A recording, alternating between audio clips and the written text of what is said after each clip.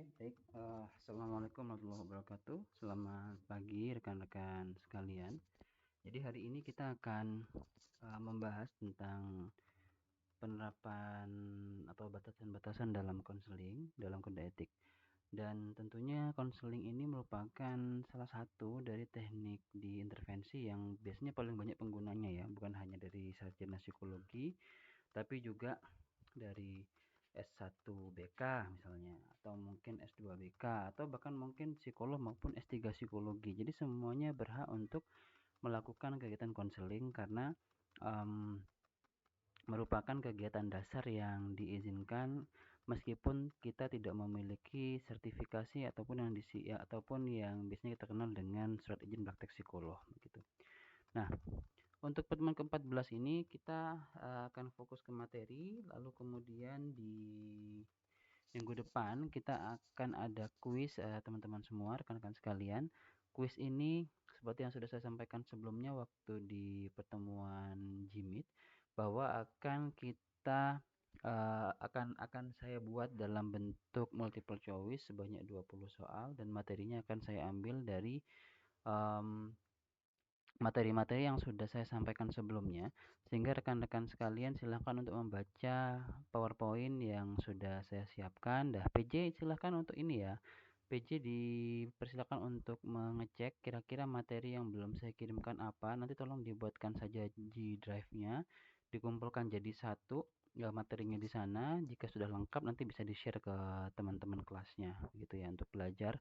Dan seperti yang sudah saya sampaikan juga untuk UAS nanti beberapa soal akan saya recycle dari kuis minggu depan. Jadi soal yang nanti akan teman-teman kerjakan minggu depan bisa jadi akan keluar lagi di pekan UAS dengan beberapa tambahan soal. Gitu. Jadi silakan dipelajari materi-materi yang sudah saya berikan.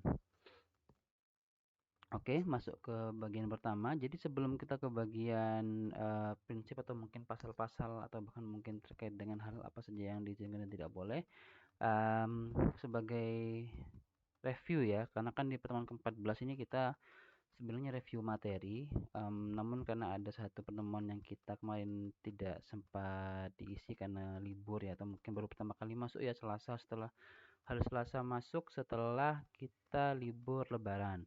Nah, sehingga waktu itu juga saya sedang ada kegiatan di kampus Lidah sehingga tidak bisa mengisi. Nah, untuk pertemuan hari ini sedikit review dan nanti langsung masuk ke bagian konseling dan etika psikologi. Nah, terkait dengan kode etik tentunya kita perlu paham bahwa ada dua hal yang biasanya menjadi irisan dalam penerapan kode etik, yaitu adalah moralitas dan juga etik. Nah, dua hal ini sebenarnya mengatakan hal yang sama, yang serupa ya. Namun dalam penerapannya etika dan moralitas ini merupakan dua hal yang berbeda. Nah, lebih tepatnya begini. Jika etika itu sifatnya normatif.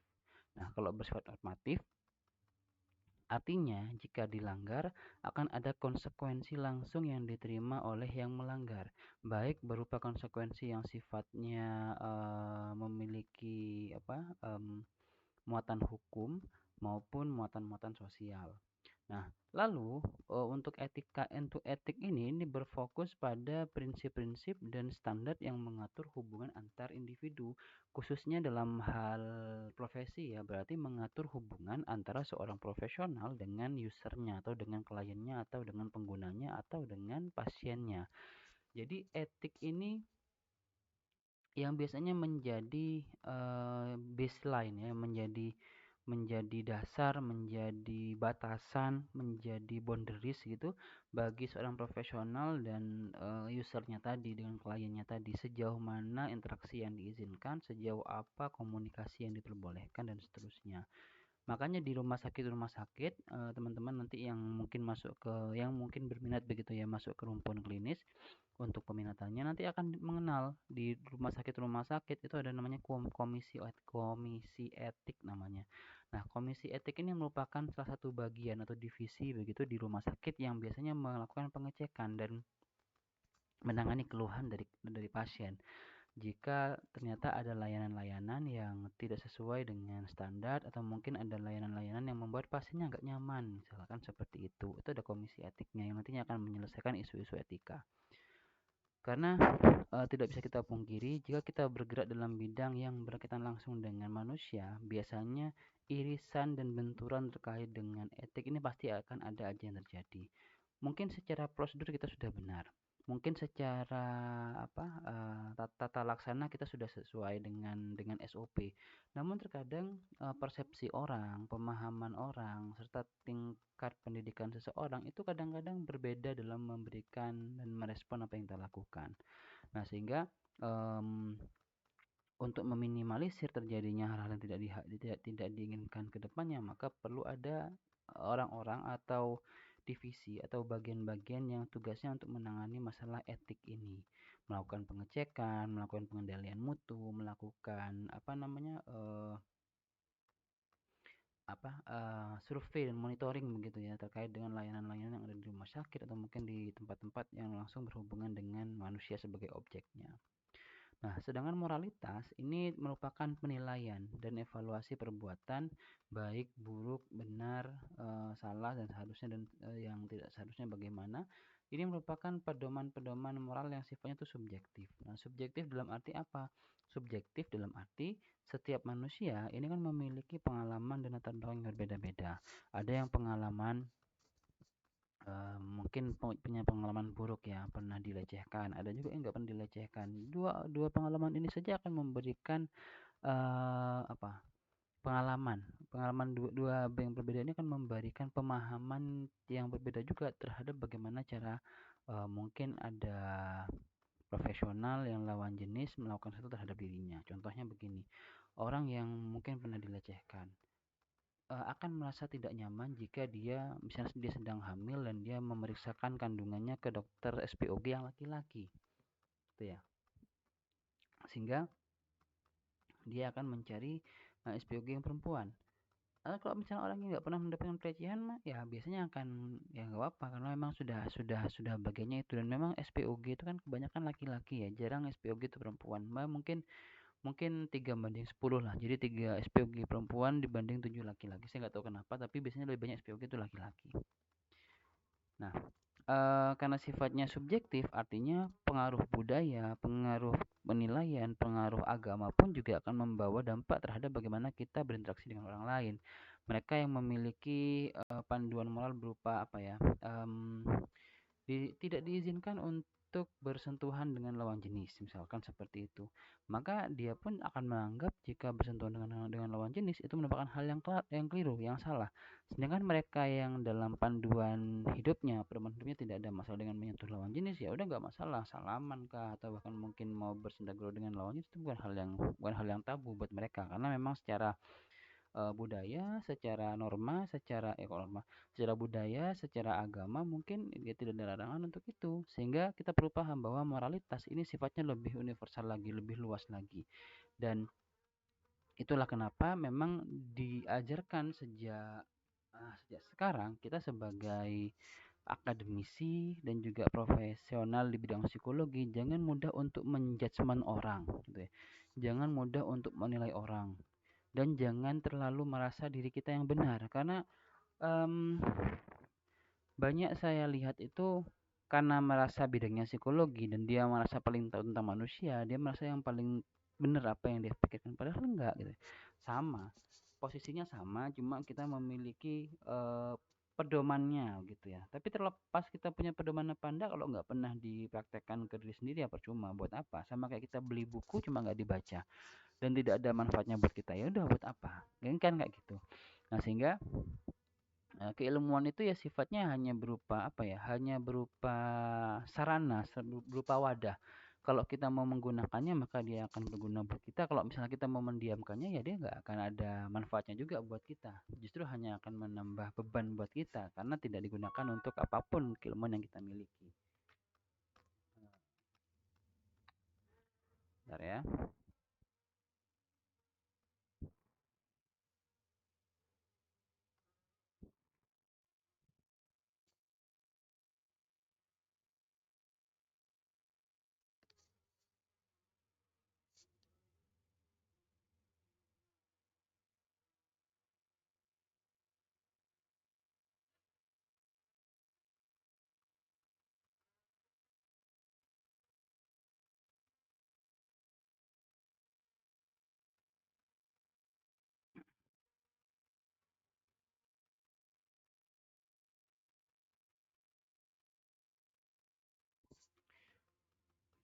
Oke, saya lanjutin.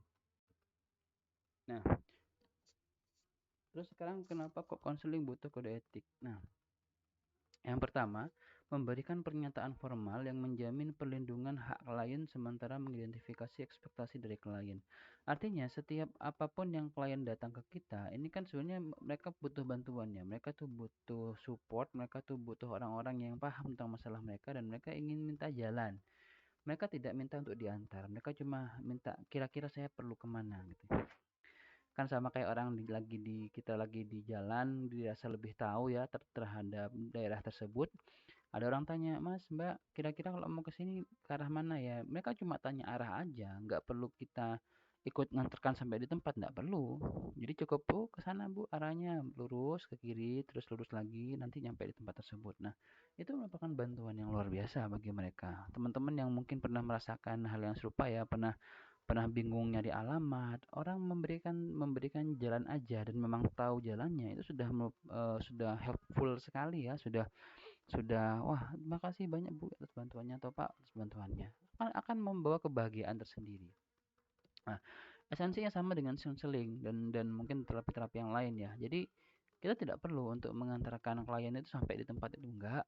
Kita cuma perlu memberikan jalan, kita cuma perlu untuk mengawasinya dari jauh ya biarkan dia yang menjalani setiap langkah-langkahnya. Nah, konseling butuh seperti itu. Kenapa? Karena em, sorry, konseling itu butuh kode etik. Kenapa? Apa hubungannya? Jadi setiap kita mengarahkan orang lain, setiap kita memberikan perlakuan pada orang lain, maka klien harus tahu apa yang menjadi haknya, apa yang menjadi eh, apa kewajibannya, apa yang menjadi larangan-larangannya. Kan itu semua tertuang dalam informed consent yang merupakan bagian dari kode etik. Informed consent itu nggak bisa dilepas dari manapun, apalagi yang berkaitan dengan perilaku langsung atau mungkin identifikasi langsung dengan subjek ya, dengan klien. Karena setiap tingkah laku kita ini akan berdampak kepada apa persepsi yang mereka dapatkan tentang kita dan layanan kita. Nah, yang kedua, membantu memprofesionalkan asosiasi secara umum. Sebenarnya yang membedakan antara organisasi yang sudah mapan dengan organisasi yang sifatnya masih abal-abal ya kode etik gitu. Kalau kalau organisasi itu belum ada kode etiknya, belum ada ADART, belum ada dokumen-dokumen yang mengatur bagaimana strukturnya, kemudian bagaimana pola visi misi dan seterusnya, maka ya dia bukan organisasi yang sifatnya itu profesional ya mungkin hanya berupa ormas atau mungkin kegiatan-kegiatan yang sifatnya simultan atau insidental saja. Nah, sehingga dengan adanya kode etik inilah yang membedakan bahwa ini organisasi yang sifatnya profesional atau yang tidak. Lalu yang ketiga, memberikan pedoman tingkah laku profesional dari para anggotanya secara pribadi. Akan menjadi pedoman ya secara pribadi karena begini, kode etik itu kan sifatnya universal, artinya banyak sekali prinsip-prinsip dan pasal-pasal yang dia itu menjadi panduan moral bagi kita. Contohnya tentang kejujuran, tentang tanggung jawab. Ya memang ini semua ditujukan kepada klien, karena kita sebagai pelakunya, kita sebagai profesionalnya.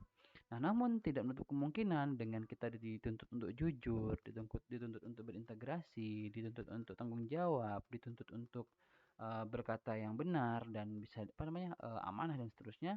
Dan ini semua akan menjadi kebiasaan, menjadi habit begitu ya, menjadi sesuatu yang biasanya akan melekat pada diri kita dan berdampak secara personal kepada tiap anggotanya. Nah, sehingga harapannya kode etik ini ya tidak hanya sekedar menjadi buku panduan, tapi sudah menjadi panduan moral, menjadi sesuatu yang kita pegang tiap hari saat berinteraksi dengan klien maupun dengan orang lain yang bukan klien dari kita. Nah, kalau menurut teorinya Van Hoos dan Kotler di sini, adapun kenapa kok butuh kode etik, yang pertama adalah kode etik itu melindungi profesi dari pemerintah. Loh Pak, kenapa kok kode etik itu melindungi profesi dari pemerintah? Iya, karena nanti akan memberikan batasan ya, sejauh apa pemerintah boleh mengintervensi, sejauh apa pemerintah boleh untuk mencampuri terkait dengan hal-hal yang sifatnya profesional dan rahasia dalam bidang kita.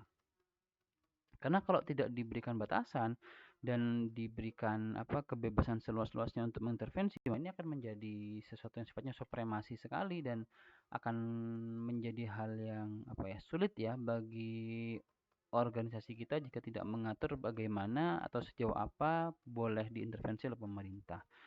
Karena kita tahu bahwa pemerintah itu kan orang-orang yang memerintah ya, pemerintah, orang-orang yang memiliki wewenang untuk memerintah.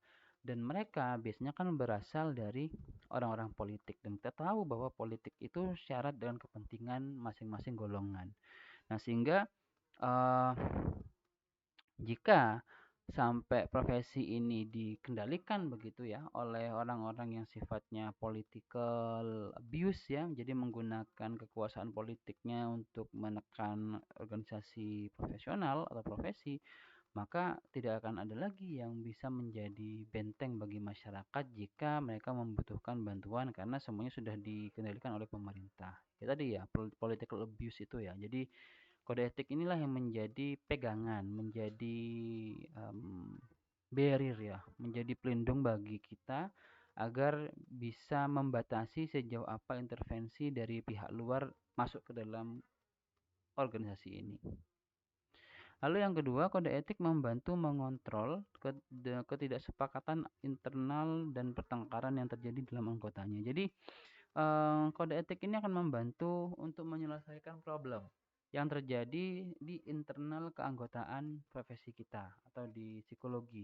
Karena kan ya mungkin ilmunya sama gitu ya, mungkin ilmunya sama. Tapi kembali lagi tadi seperti yang saya sampaikan bahwa setiap orang itu kan pasti memiliki pengalaman yang berbeda. Pasti memiliki pengalaman yang tidak identik dengan yang lain. Artinya kalau seseorang misalnya ini, nggak usah jauh-jauh deh. Misalkan terkait dengan teori aja. Ada yang setuju, ada yang menganggap bahwa hipnosis itu merupakan terapi yang efektif. Ada juga yang nggak efektif. Itu ngapain hipnosis nggak ada efektivitasnya, tidak bisa diuji, tidak bisa diukur. Nah, ini semua merupakan dinamika ya yang terjadi di dalam internal kita. Nah, sehingga untuk bisa menyelesaikan itu semua dibuatlah kode etik agar konflik-konflik yang sifatnya internal ini bisa diredam dan bisa dijadikan jalan tengah sehingga tidak membuat organisasi menjadi terpecah. Ya. Lalu kode etik melindungi praktisi dari publik atau pengaduan malpraktik. Nah, kan masyarakat itu gini, tidak semua masyarakat itu terinformasi mengenai psikologi atau bidang psikologi. Ya, misalkan begini ya, ada pasien, ada klien datang. Terus dia udah konseling, terus dia minta obat misalkan.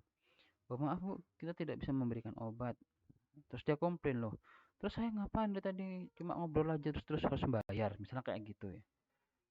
Nah, ini kan sebenarnya menjadi problem. Misalkan pun dia membayar tapi dengan situasi yang tidak nyaman. Nah, bisa saja dia di luar sana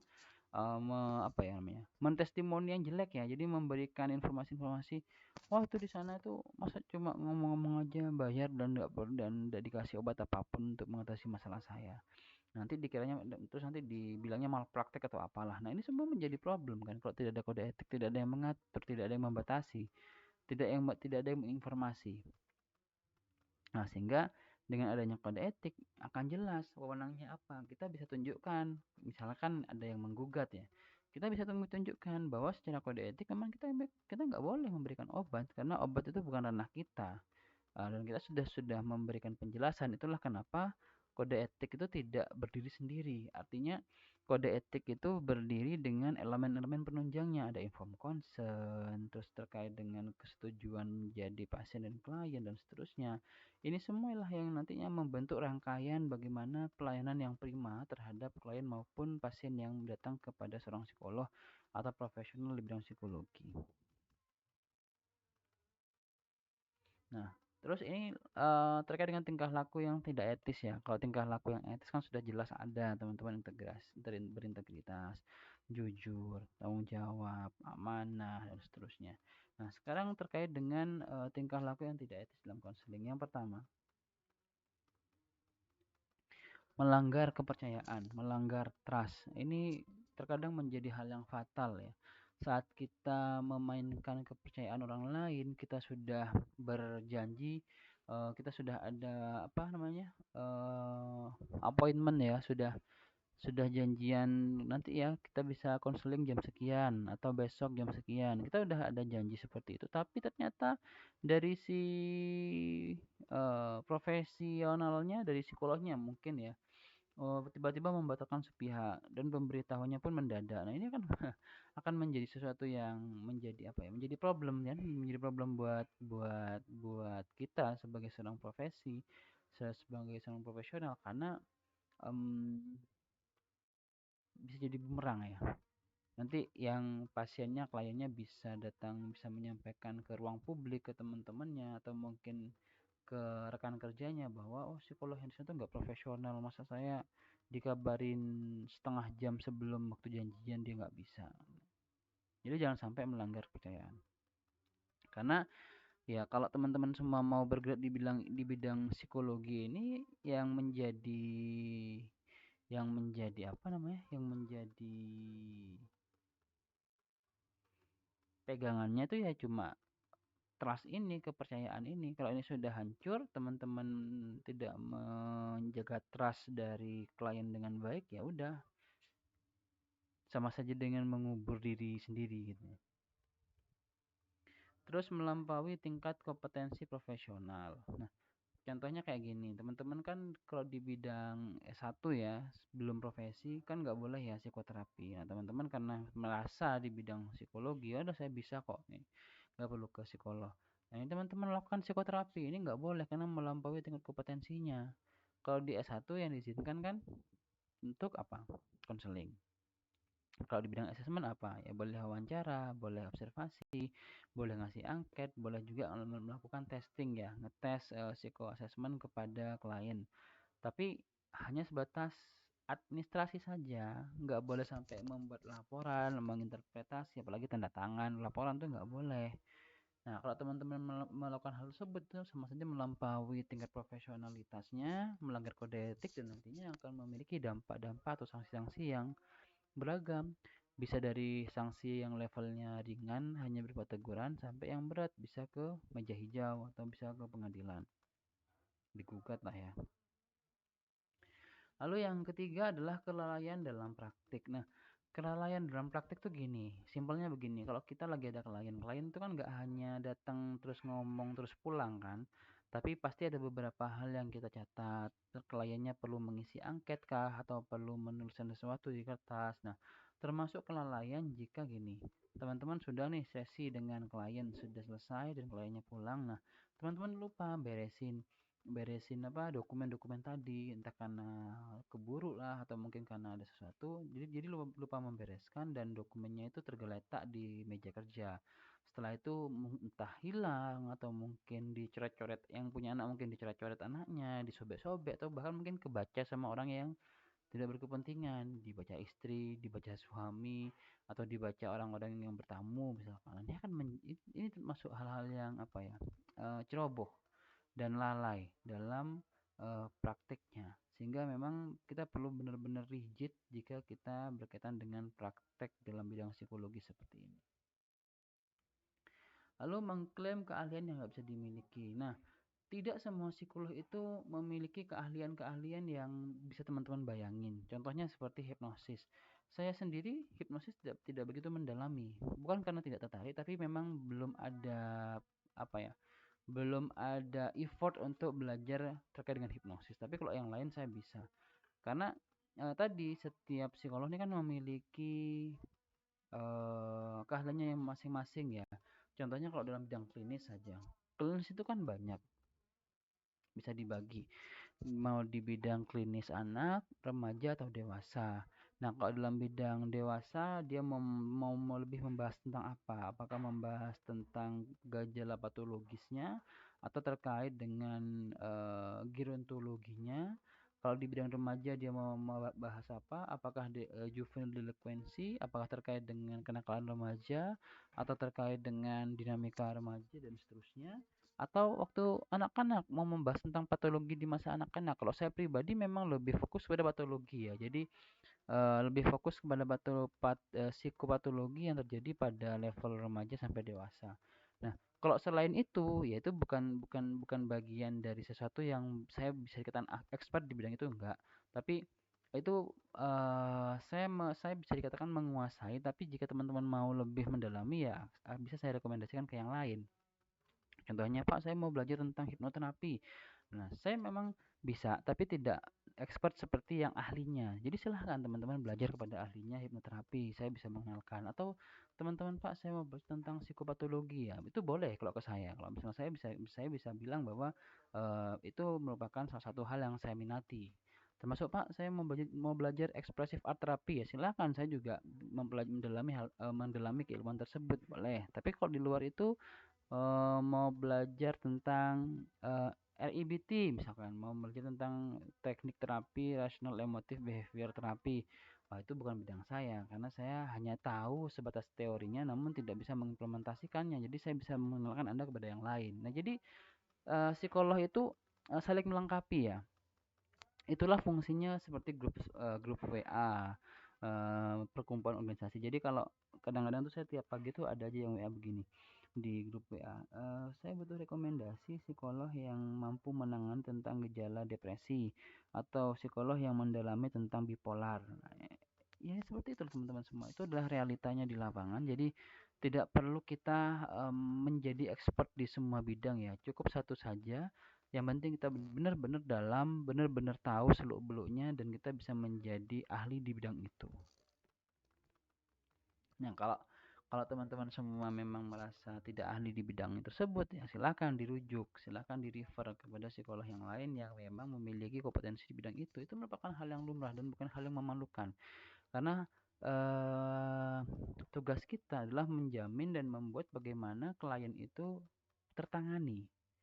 Ya, jangan sampai kita memaksakan diri padahal kita tidak memiliki keahlian di bidang itu. Nah, lalu yang berikutnya adalah memaksakan nilai-nilai konselor pada klien. Contohnya begini, ada klien bahas tentang masalah terkait dengan anak mungkin ya. Anak saya tuh susah banget Bu, Pak, disuruh sekolah misalkan. Belajar tuh enggak mau, di rumah juga mau hobinya cuma tidur aja, dibantu-bantu juga enggak mau. Nah, terus psikolognya bilang kayak gini, wah ibu tuh keliru kayak gitu Bu, coba kayak saya. Nah gitu ya, saya itu kalau misalnya mau didik anak tuh begini begini dan begitu. Nah coba ibu tiru saya, itu nggak boleh gitu ya, karena dinamika kehidupan tiap rumah tangga itu beda-beda. Ada yang rumah tangganya itu suaminya support, ada yang istrinya juga support. Nah, ada juga yang suaminya nggak support, istrinya support. Ada juga yang suaminya support tapi istrinya nggak support. Atau ada juga nih suami istri sama-sama support cuma keluarga yang lain, misalnya neneknya, kakeknya nggak support. Ini merupakan dinamika yang sangat beragam dalam kehidupan berumah tangga. Nah, sehingga kita tidak bisa menjustifikasi, kita tidak bisa menekankan bahwa teknik saya, cara saya adalah yang paling benar. Karena kita tidak hidup di cerita orang lain. Kita hanya hidup di cerita kita. Sedangkan di cerita orang lain beda cerita, kan kayak gitu. Contohnya kayak Cinderella. Cinderella ya hidup di ceritanya Cinderella. Cinderella nggak akan hidup di kisahnya Putri Salju, tidak akan hidup di kisahnya Rapunzel, tidak akan hidup di kisahnya apa sih namanya tuh yang uh, Moana atau apa putri-putri yang biasanya ada di Disney Pixar itu. Jadi setiap orang tuh punya ceritanya masing-masing, memiliki alurnya masing-masing, memiliki musuhnya masing-masing gitu ya. Jadi ini merupakan sesuatu yang memang terjadi dalam kehidupan kita semua ya. Ada yang sibuk berurusan dengan karir, ada yang sibuk berurusan dengan keluarga, ada yang sibuk berurusan dengan tetangga, ada yang sibuk berurusan dengan saudara, ada yang sibuk berurusan dengan orang tuanya. Jadi semua itu merupakan dinamika yang tidak bisa kita samaratakan, sehingga tidaklah bijaksana jika kita merasa cara kita yang paling benar dan kita minta orang lain menerapkan seperti yang kita terapkan. Itu nggak boleh. Itu sama aja seperti memaksakan nilai-nilai konselor pada klien. Lalu membuat klien tergantung atau dependen. Tujuan dari pelaksanaan asesmen itu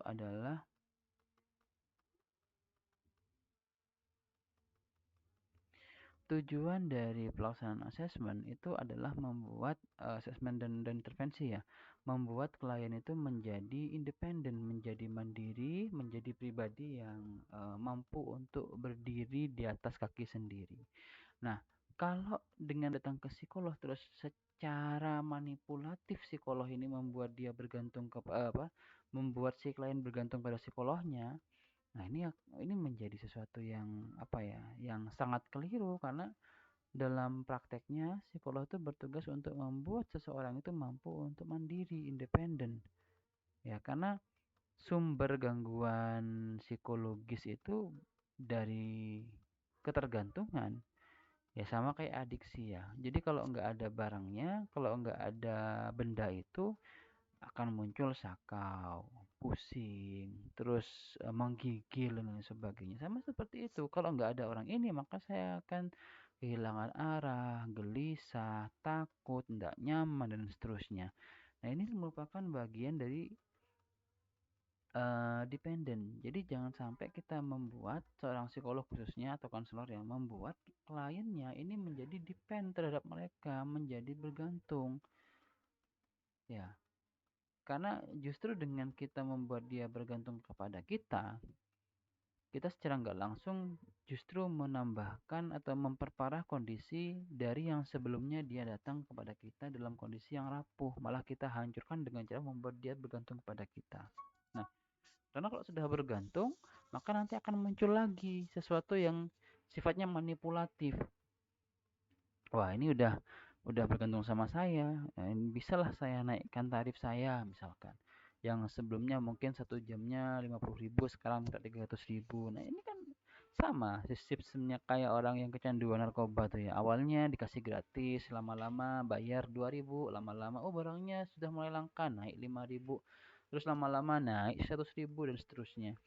Nah, jadi jangan sampai apapun yang kita lakukan termasuk dalam berhubungan dengan orang lain ya, teman-teman kan di fase-fase yang sudah remaja dan menjadi hal yang lumrah bagi teman-teman jika ada yang berpacaran. Jangan sampai teman-teman tuh bergantung sama pacarnya, dependen. Itu justru akan membuat teman-teman semua menjadi rapuh. Bener. Saat teman-teman semua menjadi rapuh, itu adalah saat-saat yang paling teman-teman semua rentan dalam hidup itu. Karena kita nggak tahu ya, di depan itu ada problem apa, ada hal apa yang bisa tiba-tiba menghantam kita dan merusak kehidupan kita. Jadi hati-hati sekali, jangan sampai bergantung kepada orang lain. Oke. Lalu, ya ini kalau ini saya nggak usah jelasin ya, karena udah jelas ini nggak boleh, dilarang, ini forbidden, ini jangan sampai teman-teman semua, siapapun termasuk saya juga di bidang psikolog, ya sebagai seorang psikolog jangan sampai ini terjadi kepada kita, karena ini apa ya, ya udahlah ini pasti salah gitu, ya. Ini pasti keliru, jangan sampai gitu. Nah,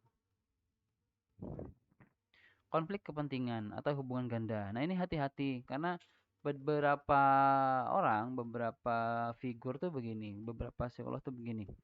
Mungkin dia menangani keponakannya, mungkin dia menangani anak atasannya, mungkin dia menangani orang-orang yang sempat kenal dengan dia. Ini justru akan memunculkan konflik kepentingan. Karena dia mikir, saya tuh sebenarnya ini permasalahannya berat, tapi dia tuh anak bos saya, gimana ya? Sebenarnya ini hasilnya jelek, tapi ini karena anak rekan saya. Ini akan akhirnya membuat bias ya dan bahkan mengaburkan objektivitas. Nah, kalau objektivitasnya sudah nggak ada, berarti apa yang dilakukannya ya sifatnya semuanya lah subjektif. Nah, kalau udah subjektif berarti kan terkait dengan kepentingan tuh. Kalau kepentingannya gede, maka subjektivitasnya pun juga akan besar. Dan ini akan mempengaruhi hasil asesmennya, mempengaruhi semua arah diagnosanya. Ya. Lalu masalah finansial yang nggak jelas. Dalam pelaksanaan asesmen atau intervensi, di awal kita sudah ada kontrak ya dengan klien. Jadi, misalkan kan satu sesi itu terdiri dari berapa jam. Per jamnya itu berapa tarifnya. Itu harus tahu di awal, jelas di awal. Jangan kayak supir nembak ya. Jadi naik taksi nggak pakai agro, tiba-tiba turun dari Bungur ke Ketintang bayarnya 5 juta misalkan. Nah, itu kan justru merugikan pihak klien ya, yang justru perlu dilindungi, perlu diberikan arah, malah kita yang menambahkan masalahnya. Ini jangan sampai terjadi. Lalu pengiklan yang tidak pantas, misalkan begini, "Ibu habis dari mana aja?" Misalnya ada klien datang, "Oh Pak, saya sudah dari sini sini sini." "Oh, itu semuanya abal-abal Bu, nggak ada yang bagus itu semua nggak punya, nggak kuliah di tempat yang bagus tuh, mending ke saya aja, saya tuh sudah gini gini gini." Jadi apa ya namanya ya, merusak citra orang lain atau merusak citra profesional yang lain agar bisa mengorbitkan diri sendiri, itu nggak boleh. Ya, itu jangan, itu nggak etis dan itu juga nggak bijak dilakukan oleh para profesional. Plagiarisme. Plagiarisme tuh gini, kalau teman-teman semua ada masalah gini ya, misalkan teman-teman datang ke saya, eh, si A datang ke saya, punya masalah ini Pak, saya ada masalah kayak gini. Oke, saya kasih apa ya, advice ya, A, B, C, misalnya seperti itu. Nah, ada juga nih, kemudian nomor dua agak siang datang ke saya juga. Punya masalah yang hampir serupa, saya juga kasih A, B, C. Nah, terus ada lagi yang agak sore, yang nomor tiga datang ke saya kasih advice yang sama juga serupa A, B, C. Nah, ini nggak boleh.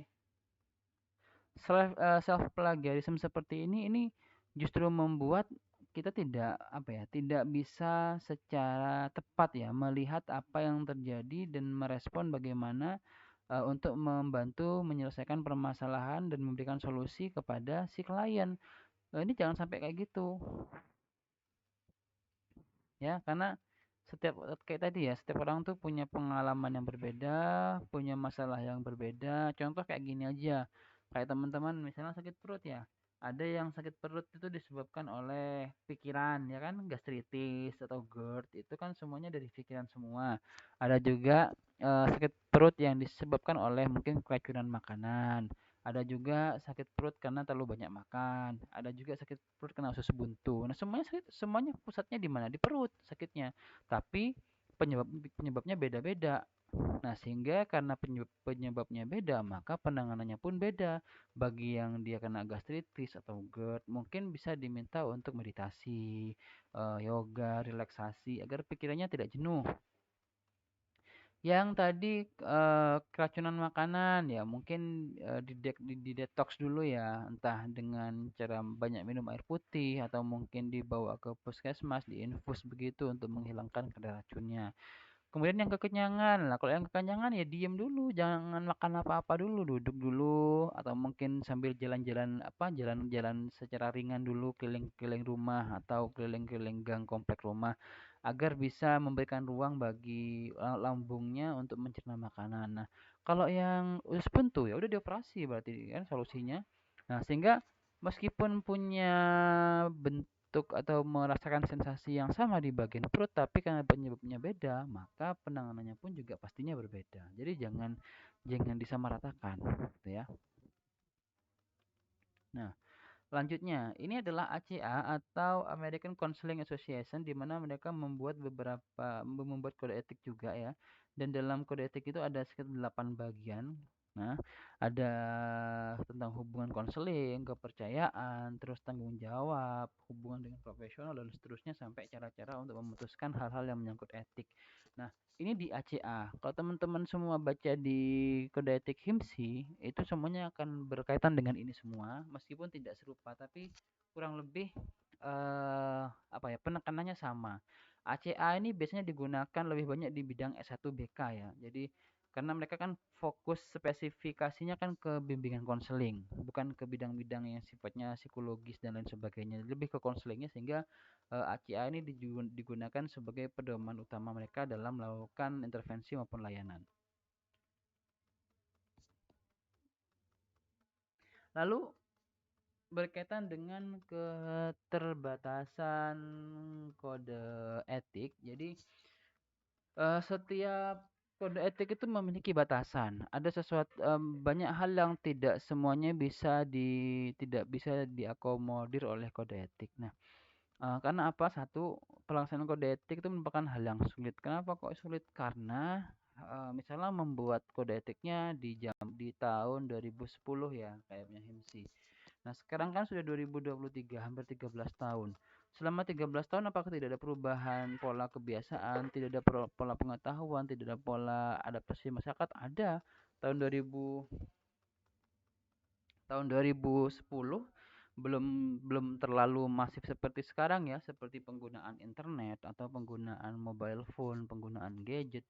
Belum ada aplikasi macam-macam, TikTok, apalagi ya, YouTube kayaknya juga masih belum terlalu booming waktu itu.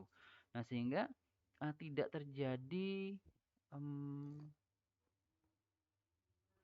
tidak terjadi konflik-konflik yang biasanya kita temui sekarang. Seperti apa? Contohnya seperti cyberbullying atau mungkin penipuan, scamming, atau mungkin hate comment. Itu kan dulu nggak ada, di zaman 2010 tuh nggak ada.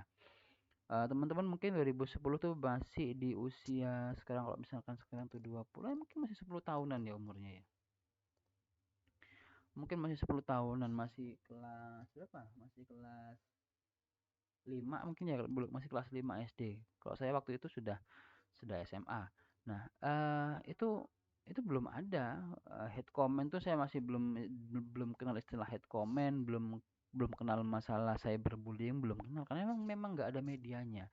Baru di 2012 ke belakang ini sudah mulai banyak, sudah mulai muncul, dan mungkin boomingnya di tahun 2020-an ini ya, sudah mulai menjadi isu mental health gitu ya, sudah menjadi problem yang dibahas sebagai bagian dari fenomena yang mengganggu keseimbangan mental seseorang.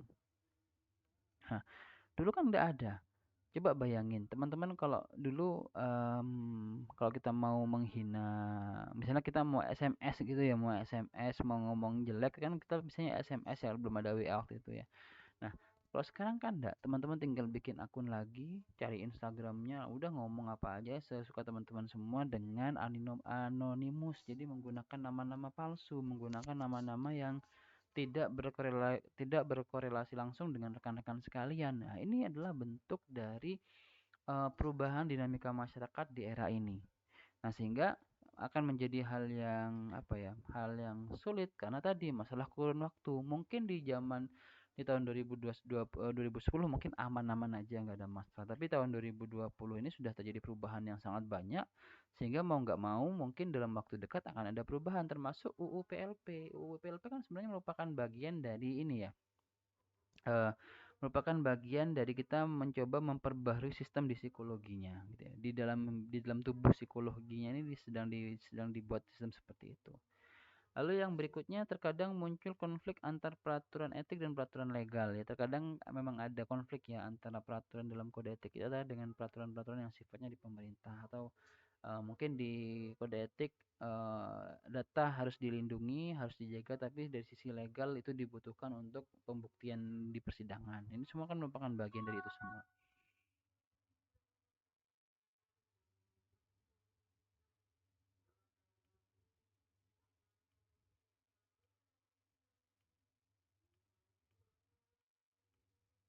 Nah, untuk hubungan multiple sendiri, jadi hubungan multiple itu merupakan hubungan ganda ya, dan tadi sudah saya sempat singgung sedikit tentang hubungan multiple. Jadi hubungan multiple itu merupakan sesuatu yang sebaiknya dihindari karena akan membawa dampak-dampak yang membuat layanan psikologi, layanan konseling ini menjadi bias, menjadi tidak tidak objektif, dan syarat dengan banyak kepentingan ya. Karena tadi bisa jadi yang konseling itu anak bosnya atau anak atasannya atau anaknya siapalah yang punya kaitan langsung dengan dia. Nah, ini tidak akan menjadi apa ya, justru akan menjadi sesuatu yang memberikan dampak yang kurang baik dalam proses pelaksanaan intervensi, karena akan berpikir ulang, kalau saya misalnya mengatakan dia diagnosanya ini, Nanti dia bilang ke orang tuanya adalah bos saya. Nah, nanti akan menjadi problem ya. Nah, sehingga ada baiknya jika memang dirasa kita tidak mampu untuk menangani terkait dengan hubungan multiple ini, ya sebaiknya kita memberikan atau mengalihkan ya layanan kita kepada psikolog lain yang tidak punya korelasi langsung dengan si klien ini. Jadi udah dibiarin aja, diserahkan kepada pihak lain atau diserahkan kepada psikolog lain yang memang bisa objektif dalam menangani kasus tersebut. Ya.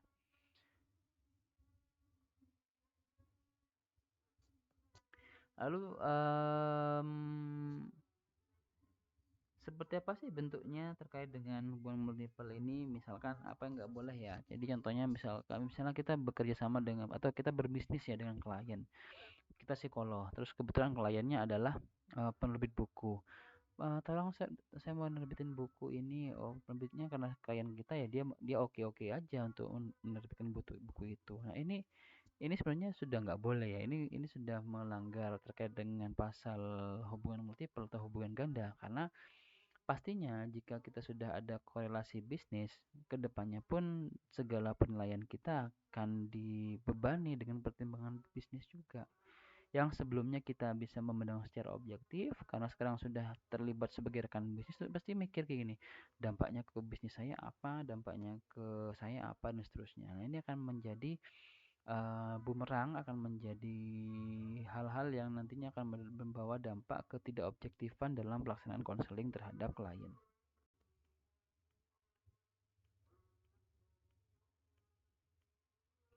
Nah, lalu apa yang bisa dilakukan agar kita terhindar dari tindakan yang tidak etis?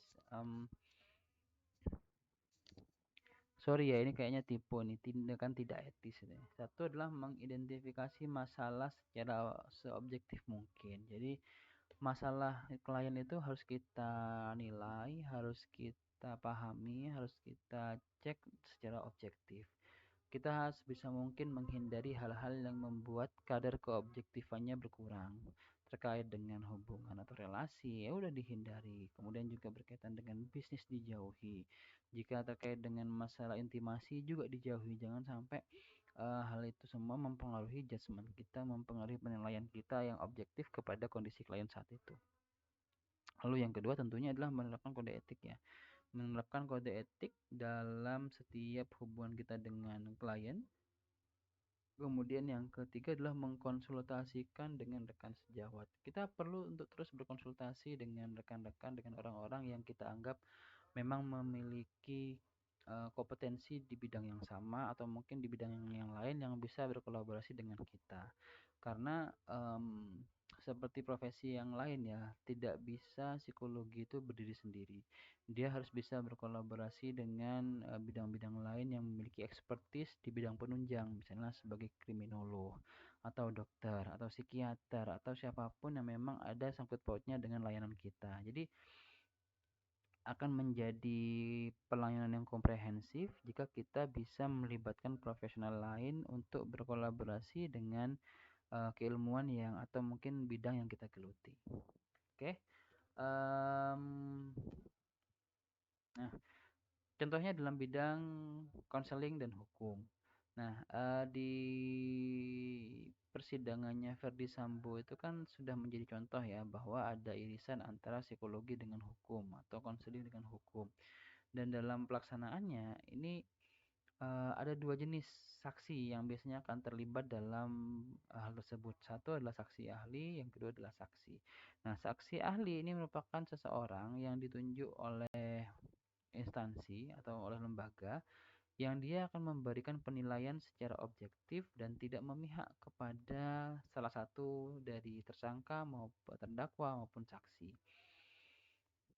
Dan biasanya penilaian ini semua akan mengerucut kepada pengetahuan, keahlian, dan kekhususan dalam atau expertise ya dalam kemampuan yang dimilikinya. Nah, sehingga nanti bisa menghasilkan suatu keputusan yang konkret, keputusan yang tepat, keputusan yang memberikan semacam pencerahan begitu ya kepada para hakim itu untuk menilai kasusnya ini siapa yang benar, siapa yang salah, siapa yang nanti akhirnya akan divonis, siapa yang dibebaskan. termasuk juga dengan saksi. Kalau saksi ini biasanya akan melibatkan masing-masing pihak ya. Saksi di pihak A akan membela pihak A atau memberikan keterangan yang menguatkan alibi pihak A. Saksi pihak B juga akan sama, akan memberikan persaksian terkait dengan pihak B dan biasanya akan memberikan alibi atau penguat terhadap pihak B. Sehingga bisa sifatnya membela maupun melawan orang yang masih berstatus klien atau mantan klien, meminta eh atau mungkin sebaliknya ya, bisa meminta saran dari pengacara kira-kira ini seperti apa kondisi yang harus disampaikan di pengadilan. Oke, rekan-rekan sekalian, ini adalah akhir dari materi kita di penerapan kode etik dalam bidang konseling dengan rujukannya di buku saku kode etik psikologi tahun 2010. Rekan-rekan silakan jika ada yang mau ditanyakan, teman-teman semua bisa menuliskan di komentar ya. Akan saya coba jawab. Kemudian rekan-rekan sekalian, karena ini adalah pertemuan ke-14 dan minggu depan adalah pertemuan untuk kuis, jadi silahkan dipelajari materi-materi yang sudah saya berikan. Jika ada yang masih belum lengkap materinya, mohon nanti koordinasi saja dengan PJ, kira-kira materi mana yang belum lengkap, nanti akan saya coba kirimkan ke PJ untuk bisa dipelajari ya. Sebelum minggu depan kita kuis, lalu setelah itu teman-teman semua minggu tenang, setelah itu masuk untuk UAS. Untuk kuisnya sendiri nanti akan berupa multiple choice dan akan menggunakan platform online begitu untuk kuisnya. Ya. Baik, dan saya ucapkan terima kasih bagi rekan-rekan sekalian yang sudah mengumpulkan mengumpulkan poster ya. Poster ini nanti rencananya begini. Posternya akan saya coba seleksi poster mana yang dia memiliki muatan paling komprehensif untuk di HKI-kan. Kebetulan ini ada program dari UNESA untuk meng-HKI-kan atau memberikan sertifikat hak kekayaan intelektual bagi karya-karya dari dosen dan mahasiswa. Nah, rencananya saya akan mengambil beberapa sampling ya, akan saya sampling mana yang paling bagus untuk di HKI-kan karena nanti akan berdampak ke apa ya? Nanti akan bagi yang mendaftarkan HKI nanti akan mendapatkan sertifikat dari Kemenkumham. Sertifikatnya memiliki kop Garuda ya di atasnya. Jadi memang resmi dari kementerian dan sifatnya itu adalah nasional dan tentunya saya rasa akan memberikan poin yang cukup besar ya di si pena teman-teman semua. Jadi akan saya pilih untuk nanti posternya. Saya tidak akan menentukan jumlahnya berapa. Kalau misalnya memang yang bagus satu ya satu saya ambil. Kalau misalnya memang yang bagus semua ya semua saya ambil. Ya. Oke, baik. Bagi kelompok nanti yang saya hubungi, jika memang terpilih nanti akan saya wakili aja untuk teman-teman semua yang mengirimkan poster. Baik, rekan-rekan sekalian mungkin itu saja dari saya. Terima kasih, selamat pagi, silahkan melanjutkan aktivitasnya. Wassalamualaikum warahmatullahi wabarakatuh.